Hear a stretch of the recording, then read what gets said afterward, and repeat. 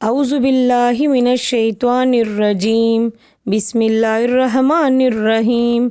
Rubbish ரஹ்லி சத்ரி வயசிர்லி அம்ரி வஹலுல் உக்தத்தம் மின் லிசானி எஃப்கவு ஹவுலி.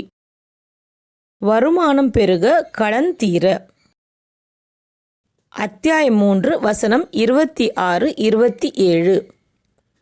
நபியே, நீர் கூறுவீராக, எங்கள் அல்லாவே, எல்லா நாடுகளுக்கும் அதிபதியே, நீ விரும்பியவர்களுக்கு ஆட்சியை கொடுக்கின்றாய், நீ விரும்பியவர்களிடமிருந்து ஆட்சியை நீக்கிவிடுகின்றாய், நீ விரும்பியவர்களை கண்ணியப்படுத்துகின்றாய், நீ விரும்பியவர்களை இழிவுபடுத்துகின்றாய். நன்மைகள் அனைத்தும் உன் கையில்தான் இருக்கின்றன, நீயே யாவற்றின் மீதும் பேராற்றல் உடையவன். நீதான் இரவை பகலில் நுழைய வைக்கின்றாய், நீதான் பகலை இரவில் நுழைய வைக்கின்றாய். இறந்ததிலிருந்து உயிருள்ளவற்றை வெளிப்படுத்துகின்றாய், உயிருள்ளவற்றிலிருந்து இறந்தவற்றை வெளிப்படுத்துகின்றாய். நீ விரும்பியவர்களுக்கு கணக்கின்றி கொடுக்கின்றாய்.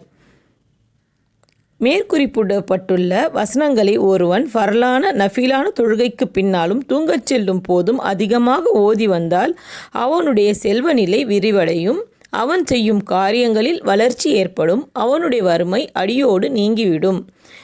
அத்தியாயம் 3 வசனம் 26-27. மறை வழங்கும் மாமருந்து என்னும் நூலிலிருந்து எடுக்கப்பட்டது. மௌலவி முகமது ஹவுத் அவர்கள் எழுதியது. ஜஸாக்கல்லாஹு ஹைரன் கசீரா.